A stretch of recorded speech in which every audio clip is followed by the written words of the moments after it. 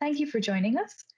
Could you please introduce yourself, your area of expertise, and some of your background? Okay. Um, well, I'm Tomaz Miklavcic. I work for the Ministry of the Environment and Spatial Planning in Slovenia.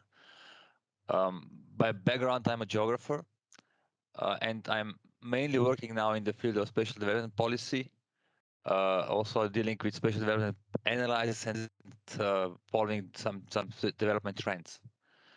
In the European matters, I cooperate a lot with Urbact and with the ESPON program.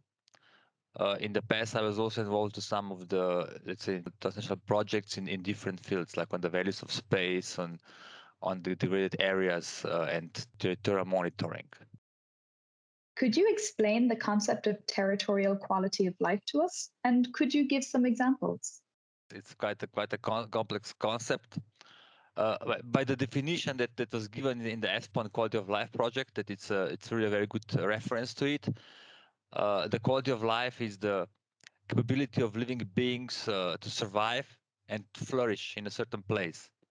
And that is thanks to its economic, social, and environmental conditions that are incorporated to this place or region or the area that someone is living and flourishing. In the policy making, this concept is also used in the policy making, but there it goes beyond the purely economic performance, uh, living standards, and these material aspects of life and the place, and includes more some other aspects. For example, the access to quality public services, the aspect of health, the resilience of places, also the aspect of the, let's say, high quality of architecture, environment, the quality of the natural environment, and so on. So actually, it goes beyond purely measuring and understanding the life by this material or economic means. But generally, I think it's really about how well do we live in a certain place. Also, how do we, or us as individual, how do we feel about it? How do we feel about our place? How do we feel about our lives? How do we feel about our lives in this certain place? And I think that particularly now in the last year, when you're much more than ever bonded to our, or confined even to our own place, to our own city, to our village, to the neighborhood, even in certain uh, times to our own, let's say, apartment or dwellings. I think that we became much more aware how these places really shape our quality of life. Things that we found out important uh, are like the diversity of public places that we use every day. For example, it might be the quality of the cycling infrastructure as a alternative to some other forms of traffic. It's the quality and accessibility of the green areas. It's all these things that are there, now became even more important part, because maybe some of this infrastructure or some, let's say, areas that we used for travel were not anymore accessible to us. Other things that were also important were like efficient digital infrastructure, both in rural areas but also in the city. It was the quality of our apartments that also became our, I'd say, the school and our working place. So this is the elements of our, let's say, space that are important for us and somehow shape also the quality of our lives. What could be the role of territorial quality of life conceptual maps? In this ESPON quality of life measurement project that I have mentioned already, they have developed so-called territorial quality of life conceptual map. These maps includes the three dimensions, so-called good life enablers, uh, life survival, and life flourishing. These dimensions go through three spheres. One is the personal sphere, the second one is socio-economic sphere, and the third sphere is the ecological one. And this map provides a kind of a metrics for the quality of life measurement. It provides domains and subdomains, how to assess, how to measure, measure the quality of life.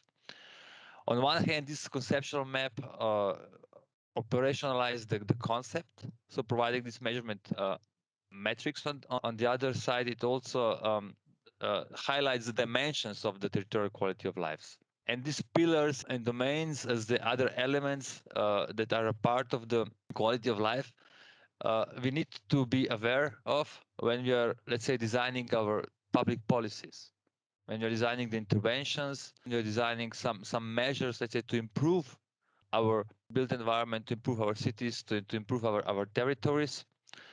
But on the other hand, it also allows us to measure the implementation. So it allows us actually to see how successful are we in accomplishing our common goals. You mentioned a little bit about policy in your last answer. In general, do you think quality of life factors are currently being taken into account when designing and implementing policies? And what are the current challenges? Well, many factors are taken into account, that's for sure. And they also are part of other concepts that are a bit similar or related, like they're part of sustainable development goals. They're also a part of the concept of the well-being. They're also a part of the concept of sustainable territorial development that it's, I would say, the main development concept in planning for a long time now. So it's not completely something new, and it's also the part of the other policies.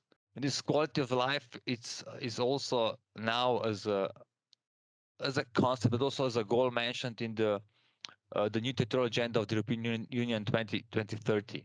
It's mentioned there as an underlying objective of all public policies, but also as a field where action has to be taken in order to address particularly the increasing imbalances and inequalities between people and between territories.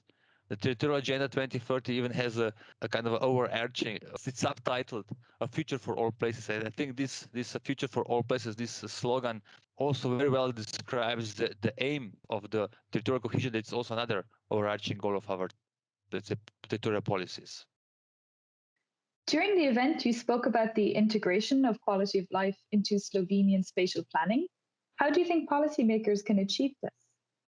In Slovenian spatial planning, on general level, the quality of life is included on one hand as a kind of an overarching goal, but it's also included as a concrete territorial development priority, arguing for achieving higher quality of life in all areas, in urban and in rural areas. In this respect, it also promotes what I said before with the territorial agenda. It promotes the future for all places. It promotes the right of everyone, to kind of equal access to, let's say, to infrastructure, to services, to some means of the quality of life. I think that for planning as such, it's also important to stress this quality of life as a concept that promotes better involvement and participation of citizens in the planning or in this political process. So in the process of designing development visions, development goals, also by creating the ownership um, of these goals. And it was also heard during our roundtable that this also can make a certain pressure and demand, for change. And I think this is all about development. It's about a change. It's about creating better places. It's about creating better lives in that places. Could you tell us more about what additional findings the roundtable brought forward about quality of life? In the discussion, it was highlighted how the quality of life is becoming more and more relevant in the policy agenda.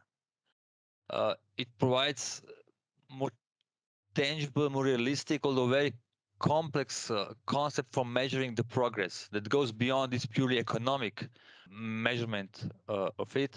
And that's why allowing also for addressing the needs and expectations of citizens by promoting this, they call it in the project citizen-centric approach.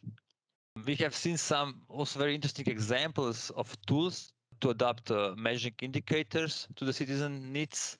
For example, the case of Wales showed that integration of territorial quality of life measurement could be integrated better to spatial development plans and also to improve its the monitoring of its implementation. We have seen interesting examples of these participatory budgets in cities that also are additional practice of using this concept. Another interesting thing is the living labs accounting practice that is based on the existing approaches of the quality of life. This approach is appropriate for small groups, and I'm quite glad that additional work through the ESPON spin-off project on this is foreseen in the near future. What is your opinion on these findings and what could be expanded on? There was a lot of interest on the topic, and so it's worth and necessary to explore it further in the future. As a concept, it really promotes this citizen-centric approach and also supports the capture of more subjective views on quality of life. I think this idea of developing the living labs will be also very interesting and could be used to increase and to improve the participation in planning and in policy making. And I'm really glad that this work is going to continue, in the frame of this spin-off, and that we will be able to further elaborate on that. And for those that are interested, where can we find out more? More can be found at the ESPON webpage, in the report on this quality of life measurement project, in the working paper titled "Is Our Life Good Enough?" It's a very interesting paper to have let's say a fast overview of the concept, and also a roundtable pre-event brief was prepared. It's also an interesting paper with some let's say short information on the topic. By the end of the year, we will also prepare together with ESPON a policy brief on the issue, and this paper is going to be available by the end of this year.